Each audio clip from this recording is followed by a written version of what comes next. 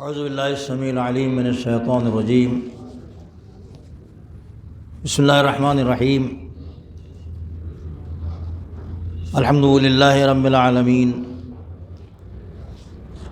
بارئ الخلائق اجمعین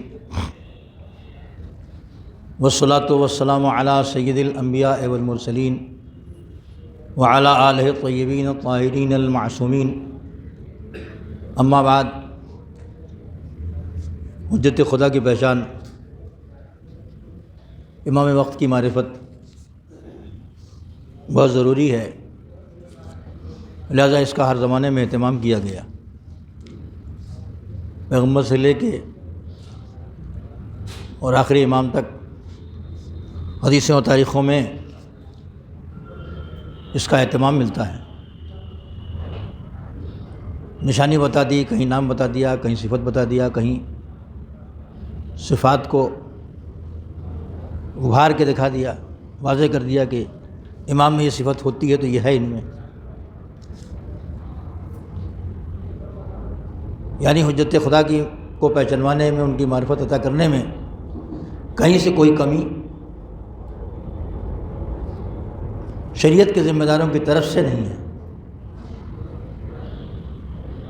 کوئی یہ نہیں کہہ سکتا کہ شریعت کے ذمہ داروں نے ہمیں تشنا چھوڑ دیا اور بتایا نہیں۔ مجھے بہت واضح اور صاف دلیل مل جاتی ہے غدیر کی طرح تو پھر اس کی تعویلیں ہونے لگتی ہیں، اس میں پھر فی نکالنا شروع کرتے ہیں، پھر اعتراض شروع کر دیتے ہیں کہ نہیں ایسا نہیں، اس کا مطلب یہ ہے، یہ ہے۔ بہت واضح جہاں ہو جاتی ہے بات، اکثر لوگ اس دھوکے میں رہ جاتے ہیں،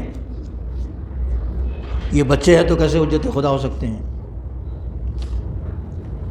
اور آپ کو میں نے جو واقعہ سنائے اس میں بھی راوی نے سوال کر لیا، ممکن راوی نہ جانتا رہا ہو، سوال کر لیا ہو، ممکن ہے راوی جانتا رہا ہو، دوسروں کو بتانے کے لیے اس نے سوال کر لیا ہو، ایک مطلب پھر سے جواب آ جائے تاکہ حجت کسی پر باقی نہ رہ جائے۔ مثلاً امام نے کہا کہ یہ میرا بیٹا حجت ہے اس کے بعد، اور یہ امام ہے، تو راوی نے یوں سوال کر لیا کہ اس عمر میں، یہ تو راوی جانتا نہیں تھا، یا راوی اس لیے کہہ رہا تھا کہ پھر ایک بار تشریح ہو جائے۔ جو بات مسلسل نبوت و امامت کے بارے میں چلی آ رہی ہے، میں سمجھتا ہوں کہ بہت ہی ناواقف انسان ہوگا وہی نہیں جانے گا، بہت دور جو رہا ہو وہی نہیں سمجھ پائے گا کہ بچپنے میں یہ حجت خدا ہوتے ہیں۔ لیکن جو ذرا بھی قریب رہا ہو نبوت امامت سے، اس کے یہ بات بہت واضح اور روشن ہوتی ہے کہ امام بچپنے ہی میں امام ہوتا ہے۔ ہاں، دور والوں کو نہیں معلوم، آج بھی جو دور والے لوگ ہیں جب ان کو سنائیں گے آپ تو یہ کہیں گے آپ تو بڑھا دیتے ہیں، کبھی مولا علی کو کہیں گے بڑھا دیتے ہیں، کبھی امام حسن کو کہیں گے بڑھا دیتے ہیں، کبھی امام حسین کو کہیں گے بڑھا دیتے ہیں، کبھی دوسرے ائمہ کو کہیں گے آپ تو بڑھا دیتے ہیں، ان کو بڑھا نہیں دیتے ہیں۔ ہمارا قصور یہ کہ ہم گھٹاتے نہیں ہیں، جتنا ہے اتنا ہی بتاتے ہیں۔ صلوات پڑھیں محمد والے۔ اور جگہوں پر گھٹا کے دکھایا گیا ہے، ایسا نہیں ہے کہ بڑھا کے بھی نہیں دکھایا گیا، اور لوگوں کو بڑھا کے بھی دکھایا گیا، بہت سے لوگوں کو، بہت سے آپ کو ایسے افراد مل جائیں گے جن کو روحانی کہا جاتا ہے یا پیر کہا جاتا ہے، ان کے بڑے بڑے واقعات ہیں، بیان کرتے ہیں، وہاں تو سب ہضم ہے، پیدا ہوتے ہی یہ ہو گیا، معجزہ دکھا دیا۔ بعض افراد کے بارے میں آپ کو مل جائے گا کہ وہ پیدا ہی ہوئے تھے ولی، یہ پیغمبر کو بہت بات کی بات ہے۔ اگر دعویٰ یہ ہے کہ اولاد پیغمبر میں سے ہیں یہ لوگ، لیکن بہت بات کی بات ہے کہ پیدا ہوتے ہی وہ ایسے صاحب کرامت تھے اور ایسے بزرگ تھے، تو وہاں تو قبول ہے لیکن یہاں قبول نہیں ہے۔ جو ائمہ اہل بیت ہیں ان کے بارے میں قبول نہیں ہے، تو اب اسی وجہ سے راوی تشریح کراتا ہے۔ اگر چاہنے والا ہے، امامت سے قریب رہا ہے، بہت سے اصحاب ایسے ہیں جو کئی اماموں کے درمیان رہے ہیں۔ جابر بن عبداللہ انصاری کا نام آتا ہے، پیغمبر کے زمانے سے لے کے پیغمبر کو دیکھا انہوں نے، امام حسن کو دیکھا، امام حسین کو دیکھا، امام زین العابدین کو دیکھا، 5ویں امام تک کا زمانہ آیا۔ بہت سے لوگ کربلا میں تھے، صحابی رسول کہے جاتے تھے، انہوں نے بھی دیکھا تھا پیغمبر کو، وہ سن 60 تک زندہ تھے، اور کربلا میں بھی آ گئے تھے، ادھر سے اس طرف سے آ گئے تھے، کچھ لوگ ادھر سے بھی آ گئے تھے، وہ حبیب بن مظاہر امام حسین کی طرف سے تھے، وہ انہیں بچپنا امام حسین کا دیکھا تھا، ان سے عمر میں بڑے تھے مگر اللہ نے زندگی دی تھی، یہاں تک آ گئے تھے وہ۔ تو ادھر سے بھی بہت سے لوگ تھے کربلا میں جو پیغمبر کے زمانے سے چلے آ رہے تھے اور اچھی لمبی عمر پائی انہوں نے، ادھر بھی تھے۔ زید بن ارقم کا واقعہ جو سنتے ہیں، یزید کے دربار میں اس نے کہا کہ ہٹا لے چھڑی، تو اس نے بھی دیکھا تھا پیغمبر کو پیار کرتے ہوئے امام حسین کو۔ تو بہت سے لوگ ایسے تھے جنہوں نے مسلسل کئی زمانے دیکھے تھے، پیغمبر کا زمانہ دیکھا، مولا علی کا زمانہ دیکھا، حسن حسین کا زمانہ دیکھا، پھر امام زین العابدین کا زمانہ، پھر امام باقر صاحب کا زمانہ دیکھا۔ تو ظاہر ہے کہ جو اتنا دیکھتا ہوا چلا آ رہا ہے، ان کا بچپنا، ان کی نوجوانی، ان کا بچپنا، ان کا بڑھاپا، تو اس کے سامنے تو جلوہ نبوت امامت ہے، اس کو پوچھنے کی ضرورت نہیں ہے، وہ تو جانتا ہے۔ اور شاید اسی لیے امام حسین نے بھرے مجمع میں تقریر کر کے کہا کہ تم بتاؤ کہ روئے زمین پر میرے سوا، میرے علاوہ کوئی نواس رسول اور ہے، تاکہ جو نہیں جانتا کہ ہم کس سے لڑنے آئے ہیں اور کس کے مقابل میں ہم آئے ہیں وہ جان جائے، کہ یہ تو پیغمبر کے نواسے ہیں۔ جو جانتا ہے وہ تو کہی دے گا، اس میں سے ایک آواز بھی نہیں آئی کہ نہیں ہم کو نہیں معلوم ہے کہ آپ پیغمبر کے نواسے ہیں، ہم تو دھوکے میں چلے آئے تھے۔ جس کو نہیں معلوم ہوگا پوچھا ہوگا بغل والے سے نا کہ یہ کہہ رہے ہیں صحیح کہہ رہے ہیں کہ نہیں۔ کوئی جوان آیا ہو لڑنے کے لیے، جسے پیغمبر کا زمانہ نہ دیکھا ہو اور نہ سنا ہو، بعد میں پیدا ہوا آیا ہوگا کہ لشکر یزید میں، اس کو نہیں معلوم ہوگا، لیکن بڈھے اس میں تھے جو امام حسین یہ کہہ رہے تھے کہ کیا روئے زمین پر ہمارے سوا اور بھی کوئی نواس رسول ہے؟ تو بوڑھوں نے تو پہچان لیا ہوگا، جوانوں نے نہیں پہچانا ہوگا، تو جو نہیں پہچانے کا پوچھے گا بغل والے سے یہ صحیح کہہ رہے ہیں کہ غلط، تو جو جانتا ہوگا اس نے بتایا ہوگا اس میں نہیں بات تو صحیح کہہ رہے ہیں یہ، ورنہ اس میں سے آواز آتی کہ ہم تو آپ کو پہچانتے نہیں، آپ کون ہیں، ہم تو پہچانتے ہی نہیں۔ یا مازار کوفہ و شام میں جو واقعات ملتے ہیں آپ کو، ایک شخص نے کہا کہ اچھا ہوا کہ تم اس حالت میں ہو، چوتھے امام سے، امام نے کہا کہ تو نے آیت مودت پڑھی ہے کہاں، تو نے فلاں آیت پڑھی ہے کہاں جو اہل بیت کی شان میں تھی آیتیں، تو آیت تو پڑھے تھے، آیت کو شخصیتوں سے ملا نہیں پا رہا تھا وہ، تو کچھ حصہ اس کے سامنے اجالے میں تھا، کچھ حصہ اس کے سامنے اندھیرے میں تھا، تو امام نے اندھیرے کا پردہ چیک کیا، ہٹایا اور کہا جس آیت کو تو نے پڑھا ہے وہ ہم ہی تو ہیں۔ تو اس کے سامنے جب بات واضح ہو گئی تو پلٹ گیا وہاں سے۔ ایمان کے نور کی ذرا سی جھلک بھی اگر کسی کے دل میں ہے تو اہل بیت کو پہچان لیتا ہے وہ، اور بالکل ڈارک اندھیرا کر دیا اگر اس نے تو نہیں پہچانتا۔ اس لیے جگہ جگہ راہ کوفہ و شام میں انقلابات آئے، آندولن ہوئی اور لوگ بفرے کہ یہ کیا ہوا، یہ کیسے ہو گیا۔ جن کو خبر نہیں تھی ان کو خبر اگر ہو جاتی ہے اور ذرا برابر بھی رمق ایمان دل میں واقع ہے تو اہل بیت کی طرف جھکتا ضرور ہے وہ۔ راوی کا یہ پوچھنا کہ یہ بچے ہیں کیا اسی سن میں آپ کے نائب اور امام ہیں اور حجت خدا ہے اور آپ کے بعد یہی ہوں گے، یہ تو بچے ہیں ابھی۔ پوچھنے والے کا سوال بتاتا ہے کہ پوچھنے والا یا تو جانتا تھا یا نہیں جانتا تھا، اگر جانتا تھا تو کیوں پوچھا اس نے، شاید اس لیے پوچھا کہ دوسرے بھی جان جائیں، اور اگر نہیں جانتا تھا تو معلوم ہو گیا اس کو۔ اور امام نے فرمایا بھی اس کے جواب میں کہ دیکھو اسی سن میں عیسیٰ نے جو ہے وہ حجت کو تمام کیا تھا، وہ 2 سال کے اندر تھے، یہ میرا بچہ تو 3 سال کا ہے۔ یعنی ایک الگ کوالٹی ہے جو اللہ نے اپنے خاص اہتمام سے پیدا کیا ہے، اور دنیا میں ان کو بھیجنے کے بعد آیات و حدیث نے ان کا مرتبہ بتایا ہے، تو وہ پہچان لیے جاتے ہیں، اہل نظر کی نظر میں وہ محتاج تعارف نہیں ہے اور چھپے ہوئے نہیں ہیں۔ لہٰذا یہ اہتمام اس وقت سے لے کے اب تک، یعنی جب آدم کو پیدا کیا جب سے اہتمام ہے یہ کہ میں ایک ایسی مخلوق بناؤں گا، بنا لوں گا، نور روح پھونک دوں تو سجدے میں گر جانا۔ اس وقت کوئی بتانے والا نہیں تھا، ملک تھے اور شیطان تھا، اور کوئی دوسری مخلوق سامنے تھی نہیں، تو اللہ نے کہا یہ میں بنا رہا ہوں۔ اسی دن روح پھونکتے ہی سجدے میں چلے جانا۔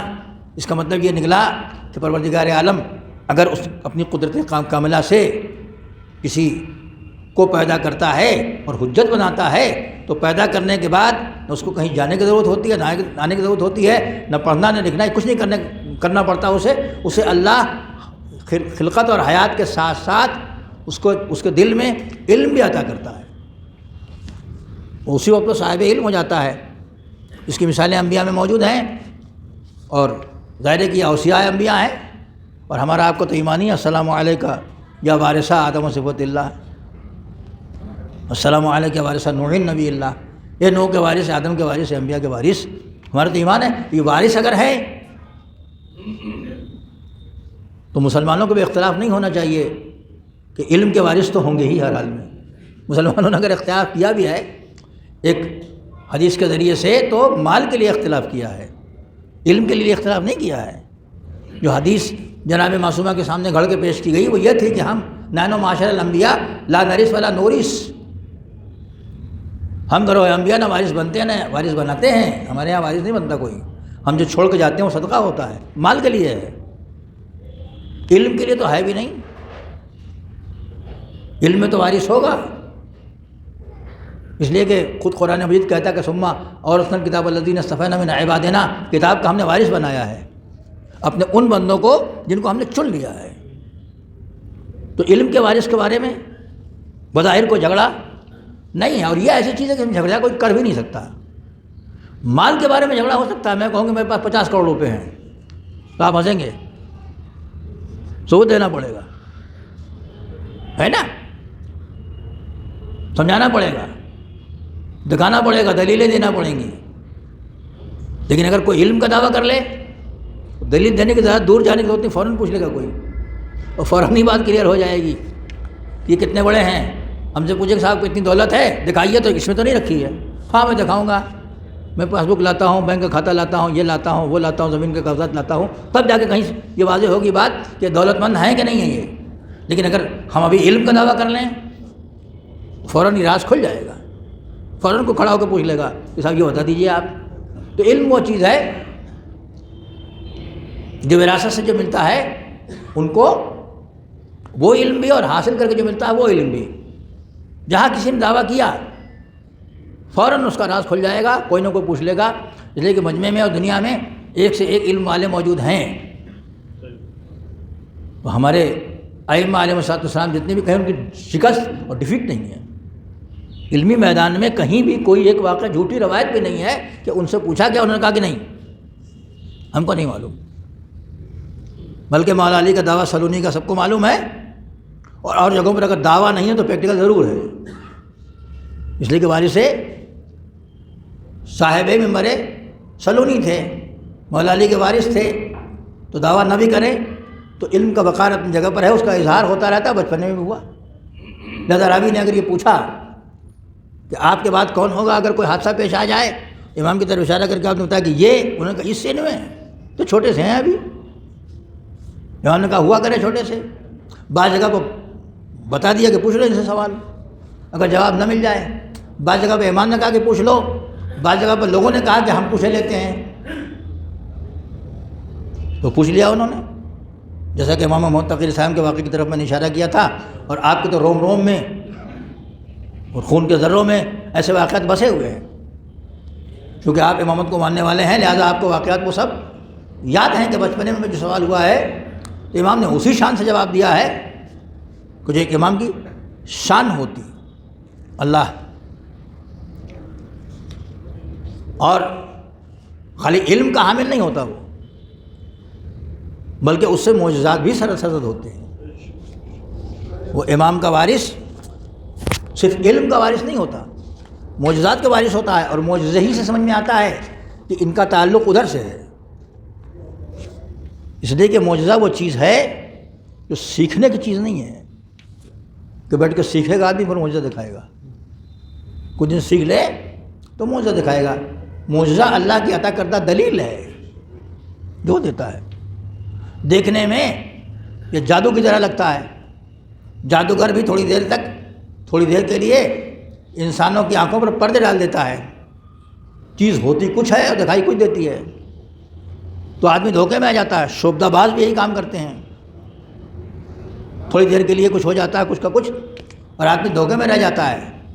لیکن عزیزان گرامی، شعبدہ اگر کوئی سیکھنا چاہے تو شعبدے بازوں سے جا کے سیکھ سکتا ہے، جادو اگر کوئی سیکھنا چاہے تو جادوگروں سے جا کے سیکھ سکتا ہے۔ وہ جادو وغیرہ سیکھنے کی چیز ہے، معجزہ سیکھنے کی چیز نہیں ہے، وہ عطیہ پروردگار ہے۔ درود پڑھتے ہیں محمد وعلی محمد۔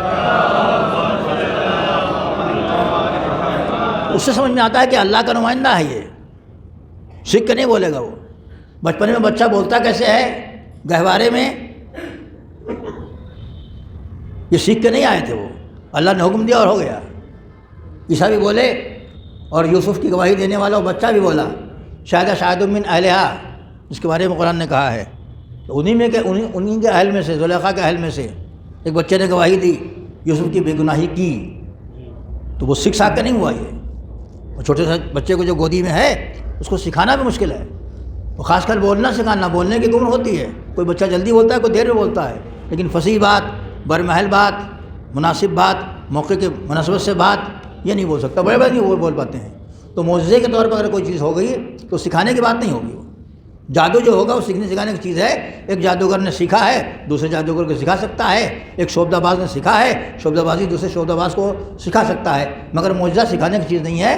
یہ دلیل ہے پروردگار عالم کی طرف سے کہ ان کا تعلق ان سے ہے، اس سے ہے، وہ دکھاتا ہے۔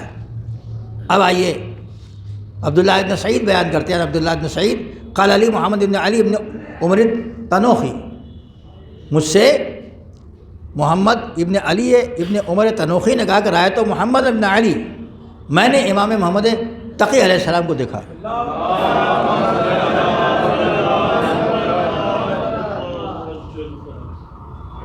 وہ یتکلم صوراً، وہ ایک بیل، ہمارے زبان میں بیل کہتے ہیں سور کو، نر جانور، گائے نہیں اس کا نر، اس سے باتیں کر رہے ہیں۔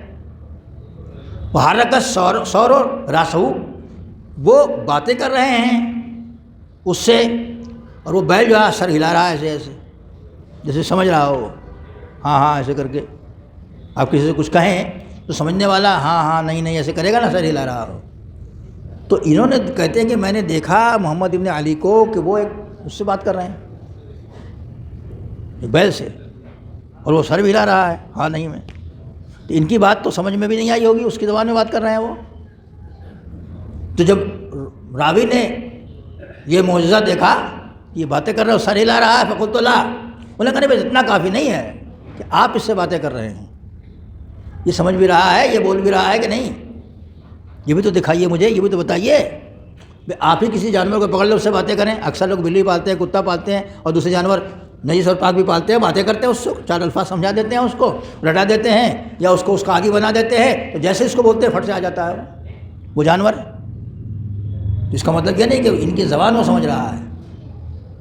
تو امام اس سے باتیں کر رہے ہیں، وہ سر ہلا رہا ہے، فقلت لا، راوی کہتا ہے ان کا بھائی اتنا نہیں، اس میں نہیں کام چلے گا۔ ولیکن تامر سورا ان یکلمک، آپ اس کو حکم دے دیجیے کہ یہ آپ سے باتیں کرے۔ آپ جو کہہ رہے ہیں اگر عربی میں کہہ رہے تھے وہ، تو یہ سمجھ گیا، وہ سن کے سمجھ رہا ہے کہ نہیں سمجھ رہا ہے یہ ہمیں نہیں معلوم ہوگا۔ آپ اس کو کہیے، اس سے کہیے کہ تم باتیں کرو، اس جانور سے آپ کہیے کہ تم اس سے باتیں کرو۔ فقالا، امام نے فرمایا علمنا منطق الطیر، ہم کو پرندوں کی زبان سکھائی گئی ہے، پرندوں کی زبان ہے۔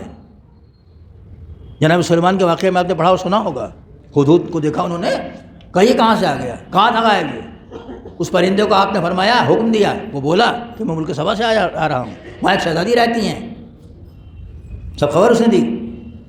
تو جناب سلیمان نے سمجھا، اس کا مطلب جناب سلیمان نبی کو اس کی زبان معلوم تھی، اور اس کی زبان تھی جو پیغمبر سمجھتے تھے، یعنی حجت خدا جانوروں کی زبان بھی سمجھتا ہے۔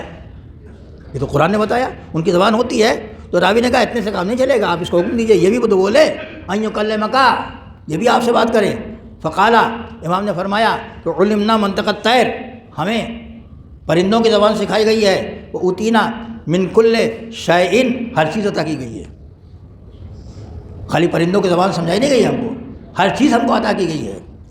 ثم قال، پھر آپ نے اس سے کہا قل لا الہ الا اللہ وحدہ لا شریک لہ، اس جانور سے آپ نے کہا کہ تم کہو لا الہ الا اللہ وحدہ لا شریک لہ، یہ کہو، تم کہو منہ سے اپنے۔ ومسح بکفیہ علی راسہ، اور امام نے اپنی ہتھیلی کو اس کے سر پر پھیرا ایسے، جیسے جانوروں کو پیار کرتے ہیں آپ کے یہاں بھی اگر جانور پلے ہوں، پاک جانور، جن کے نجس پلے ہوں نجس والے کو کر لیتا ہے، وہ غلط ہے، لیکن پاک جانور بھی آپ کے یہاں، تو آپ بھی بکریاں ہیں، بیل ہیں، گائے ہیں، ایسے دوسرے جانور جو ہیں جنہوں نے پالا ہے رکھا ہوا اپنے یہاں، اس کے سر پر ہاتھ پھیر لیتے ہیں، کچھ کہتے بھی ہیں اس کو اپنی زبان میں، مگر وہ سمجھتا نہیں ہے، وہ صرف پیار سمجھتا ہے، پیار و غصہ وہ سمجھ جاتا ہے، چونکہ مالک کے ساتھ بہت دن رہا ہے، لہذا پیار و غصے کو سمجھتا ہے، اور باقی کچھ وہ جانور نہیں سمجھتا ہے۔ تو امام نے اس سے کہا کہ تم یہ پڑھو لا الہ الا اللہ وحدہ لا شریک لہ، اور اپنے ہاتھ کو آپ نے اس کے سر پر پھیرا، ومسح بکفیہ علی راسہ فقال الثورہ لا الہ الا اللہ وحدہ لا شریک لہ، تو اس نے بھی فصیح زبان میں یہ جملہ دہرایا کہ لا الہ الا اللہ وحدہ لا شریک لہ۔ وہ تو کہتا ہی ہوگا مگر اپنی زبان میں کہتا ہوگا، اس کی زبان یہ سمجھیں گے، ان کی زبان وہ سمجھے گا، اس لیے کہ دونوں کی زبان یہ جانتے ہیں۔ امام جانوروں کی زبان جانتے ہیں، کہہ رہے ہیں ہم کو پرندوں کی زبان بھی بتائی گئی ہے، اللہ نے دیا ہے ہم کو یہ زبان کا علم، ہم تو جانتے ہی ہیں، وہ ایک دوسرے سے باتیں کر لے وہ سمجھ جائیں گے، ہے نا، وہ سمجھ جائیں گے ان کی بات کو، ہم کیسے سمجھیں گے کہ یہ جو کہہ رہا ہے یہی کہہ رہا ہے جو یہ کہہ رہے ہیں۔ امام حسین نے اپنے گھوڑے سے کہا نا یہ ذوالجناح، یہ حسین کی آخری سواری ہے، کہا نا، روایتوں میں ہے نا، اس نے کچھ نہیں کہا، یہ حسین کی آخری سواری ہے، مجھے میرے مقصد تک پہنچا دے، کہا نا امام حسین نے، اس نے جواب نہیں دیا، اس نے کوئی جواب نہیں دیا، لیکن اگر جواب چاہتے جواب بھی دیتا، وہ جواب دیتا تو اپنی زبان میں دیتا، لیکن ہم کو سمجھانے کے لیے، ہم تو زبان نہیں جانتے اس کی نا، اس کو اس زبان میں بولنا پڑے گا جو زبان ہم سمجھیں، یہی ہوگا نا بھائی۔ امام نے کہا کہو لا الہ الا اللہ وحدہ لا شریک لہ، اس کی زبان میں ہوگا کچھ، لا الہ الا اللہ وحدہ لا شریک لہ، اردو میں ہم سے کہتے تو ہم اس کا ترجمہ کر کے بولتے، اپنی زبان میں بولتے کہ لا الہ الا اللہ سوائے خدا کے جو وحدہ لا شریک ہے اور کوئی خدا نہیں ہے، ہم یوں بول دیتے۔ اگر ہم کسی عرب کے سامنے، کسی ایرانی کے سامنے، کسی اور زبان والے کے سامنے یہ جملہ یوں کہیں کہ کوئی خدا نہیں ہے سوائے اس وحدہ لا شریک کے، بس وہی خدا ہے، تو وہ تو نہیں سمجھے گا کہ میں کیا کہہ رہا ہوں۔ کوئی دوسری زبان والا ہے، میں اردو میں بولوں تو کیا سمجھے گا، وہ نہیں سمجھے گا۔ تو میں اگر اپنی زبان میں کہوں تو دوسری زبان والا میری زبان تو نہیں سمجھتا، وہ نہیں سمجھے گا، چاہے کہ زبان جانور کی زبان، جانور کی زبان امام سمجھتا ہے، امام کی زبان جانور سمجھتا ہے، مگر راوی نے کہا ایسے نہیں، آپ اس کو بلوائیے عربی میں، یہ بولے تب ہم آپ کو حجت خدا سمجھیں گے۔ حجت خدا وہ ہے جو جانوروں کی زبان بھی سمجھتا ہے، اور جب چاہے جس زبان میں اس سے بلوا لے۔ فوراً اس جانور نے اسی کلمے کو دہرایا جس کو راوی نے بھی سنا، سمجھ میں آ گیا حجت خدا یہ ہے، ان کو بچپنے سے تعلیم جو دی گئی ہے وہ دی گئی ہے، اور تعلیم دینے والا خدا ہے۔ صلوات پڑھتے محمد و آل محمد۔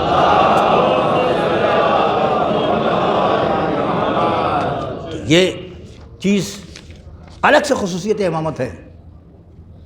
امام رضا جب غلاموں سے باتیں کر رہے تھے تو ابو سعد کہتے ہیں کہ مجھے تعجب ہوا، میں نے کہا حضور یہ الگ الگ زبانیں ان کی ہیں، کوئی ترکی ہے، کوئی ہندوستان کا رہنے والا ہے، کوئی اور کہیں کا ہے، وہ وہاں سے اپنی زبان لے کے آیا ہے، اور آپ اس سے اپنی زبان میں بات نہیں کر رہے ہیں بلکہ اس کی زبان میں باتیں کر رہے ہیں۔ وہ یہ خوش بھی ہو رہا ہے، سمجھ بھی رہا ہے، سن بھی رہا ہے۔ یہ شخص جو ہے خوش بھی ہو رہا ہے، سن بھی رہا ہے، سمجھ بھی رہا ہے۔ یاد رکھیے گا کہ کہیں بھی کسی اجنبی جگہ پر اگر آپ کو اپنی زبان والا مل گیا تو چاہے دنیا کی کوئی زبان جانتا ہو، لیکن اگر آپ اس سے اس کی زبان میں بات کریں گے تو زیادہ خوش ہوگا۔ وہ انٹرنیشنل لینگویج ہے انگریزی، فرینچ بہت جگہوں بولی جاتی ہے، جرمنی بہت جگہوں بولی جاتی ہے، عربی بہت سے ملکوں میں بولی جاتی ہے، لیکن اگر کسی عرب کو آپ نے اردو بولتے دیکھ لیا تو کتنا خوش ہو جائیں گے آپ. اچھا تم اردو جانتے ہو کیا؟ اور کوئی عرب آپ کو اپنی زبان بولتا ہوا جان جائے تو وہ خوش ہو جائے گا. اپنی زبان والا جب مل جاتا ہے تو انسان اس سے جلدی مانوس ہوتا ہے, پھر وہ اس زبان میں باتیں کرنا شروع کر دیتا ہے. تو جو غلام بن کے آتے تھے دوسرے ملکوں سے, بھر بھر کے لائے جاتے تھے, یا کنیزیں بن کے آتی تھیں, ان کی زبانیں الگ تھیں, وہ عرب میں لائے گئے نا. غلام بھی اور کنیزیں بھی اور محترم خواتین بھی. مثلا جناب شہر بانو تو ایران کی شہزادی تھی نا, وہاں ان کی زبان کیا تھی؟ ایران میں فارسی بولی جاتی تھی, وہ پرانی والی فارسی وہ بولی جاتی تھی. تو جب وہ یہاں آئیں عرب میں اور امام حسین سے بھی آئی گئیں تو ممکن ہے بادشاہ کیا کچھ عربی زبان پڑھائی سکھائی گئی ہو. بادشاہوں کی زبانوں کا اہتمام ہوتا ہے آج بھی بڑے گھروں میں, کئی کی زبانوں لوگ پڑھتے سیکھتے ہیں, اس کو بھی ہوتا ہو, لیکن اصلی زبان ان کی کیا تھی؟ فارسی تھی. تو امام حسین علیہ السلام سے شادی ہوئی تھی ان کی نا, امام زین العابدین کی والدہ گرامی, امام زین العابدین کی مادر گرامی, تو ان کی شادی امام حسین علیہ السلام سے ہوئی. وہ ہے فارس کی, فارسی زبان والی, اور یہ عرب کے عربی زبان والے.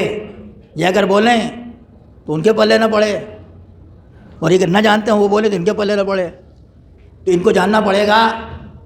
کچھ تھوڑی بہت سیکھی ہوئی ہے تو الگ بات ہے, اس کا مطلب اپنے اس گھر میں رہیں اور انہوں نے وہ زبان استعمال کی ہوگی جو مادری زبان ہے, اس لیے کہ مادری زبان اکثر نکل آتی ہے, اس میں بولنے میں آسانی ہوتی ہے. جو بچے انگریزی پڑھتے ہیں انگلش میڈیم سے 2 1 2 اور 2 2 4, ان سے اردو میں پہاڑا پڑھوا کے دیکھ لیجئے, نہیں پڑھ پاتے ہیں. 2 کے 2 2 دو 4 نہیں پڑھ پاتے ہیں وہ, ہے نا. وہ پھر گننے میں بھی مشکل ہوتی ہے, اس لیے کہ ان کی بچپنے سے عادت 2 1 2 2 2 4 انہوں نے یاد کیا ہے. تو وہ زبان جو ٹوٹی ہوئی ہے وہ بولنے میں آسانی ہوتی ہے, مادری زبان بولنے میں زیادہ آسانی ہوتی ہے جس آدمی کو. اب اس زبان میں اگر کوئی بات کر لے تو دل اس کی طرف کھنچتا ہے. امام غلاموں سے بات کر رہے ہیں ان کی زبان میں, ابو سعد تہروی پوچھتے ہیں کہ مولا ان کی زبانیں سب الگ الگ ہیں, آپ ہر ایک سے باتیں کر رہے ہیں. امام نے فرمایا, امام رضا علیہ السلام نے, امام رضا صاحب نے فرمایا کہ ہم حجت خدا ہیں. اللہ کسی قوم پر حجت نہیں بھیجتا جب تک اس کی زبان نہ بتا دیتا ہو. صلوات پڑھ دے محمد وعلی محمد. بس یہ تقریباً بہت سے اماموں کے آپ کو مل جائے گی یہ بات. جناب نرجس خاتون امام زمانہ علیہ السلام کی والدہ گرامی, بادشاہ کی بیٹی, کنیز بن کے یہاں تک آئیں, ان کی زبان الگ, امام حسین عسکری صاحب کی زبان الگ. اب معجزہ اپنی زبان سکھانے کا الگ مسئلہ ہے, لیکن اپنی زبان سے ہر ایک کو پیار. ترکی کے بہت سے غلام, بعض غلام ہندی کہے جاتے ہیں جو اماموں کے اس زمانے میں تھے, ہندوستان کے غلام تھے. اس وقت تو اردو بھی نہیں تھی بھائی, اس وقت تو ہندی بھی نہیں تھی. 1400 برس پہلے کی اردو تو نہیں ہے, 200 سال کے اندر کی ہے, بلکہ اور کم سمجھ لیجئے. اردو کی جو شکل و صورت ہے یا ہندی کی جو شکل و صورت بھی ہمیں جس کو ہم ہندی یا اردو کہہ دیتے ہیں, اس کی شکل و صورت 200 سال کے اندر کی ہے. اس کے پہلے فارسی پراچین زبان. اب پراچین میں کون سی, سنسکرت یا اس سے اور کوئی پہلے والی تھی؟